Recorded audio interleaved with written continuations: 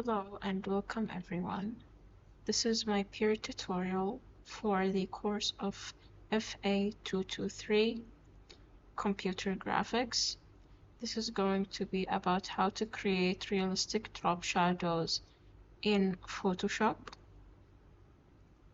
And in this case, you can see that I have already prepared a subject that is cut out and separate from the image that I want to add in and add a shadow to. I have cut it as clean as I could and feathered in the fur.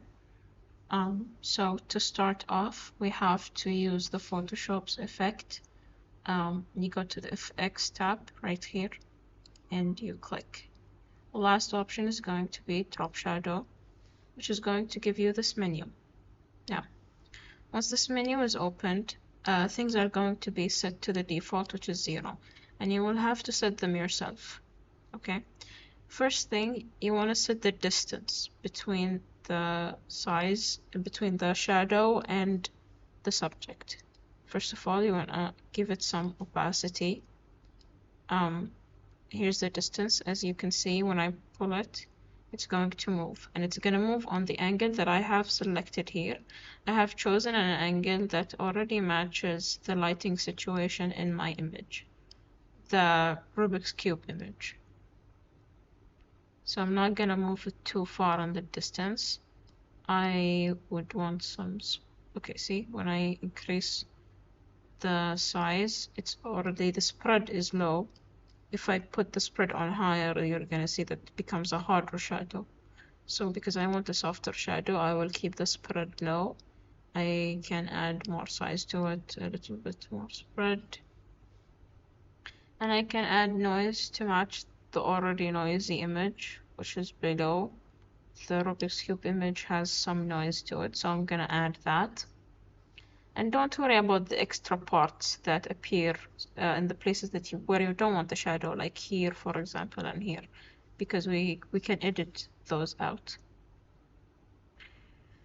Once I'm relatively satisfied with the results I have gotten, I'm going to click OK.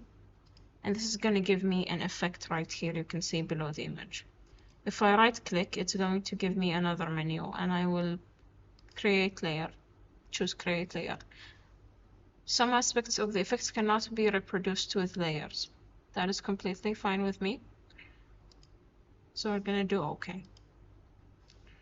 And that's it. Obviously, you're going to have to click Control-T to bring up the transform, and I can move it a little bit if I was not happy with its position from before. But I am fine with the positioning right now. I like this very much. And then I'm going to choose the eraser tool, and I'm going to go to the tool options. I'm going to pick a pretty soft brush, and I'm going to adjust the size to my liking, and then I'm going to adjust the shadow. I'm going to erase some parts of it that I don't need. So I'm going to close this, and I'm going to erase the parts of it. If I close this, you can see that I am erasing. It's a pretty hard brush right now. That's okay. Let's click on back the cat image, and I'll go back here. I want it to be not hard at all. Size, roundness.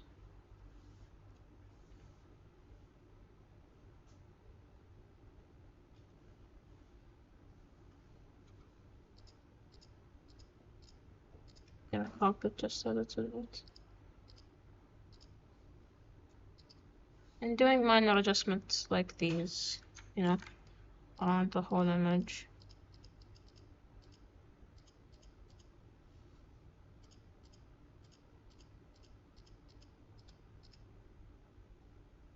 That's it. I've got myself a pretty realistic shadow with realistic angles. That's it. Thank you for watching this tutorial.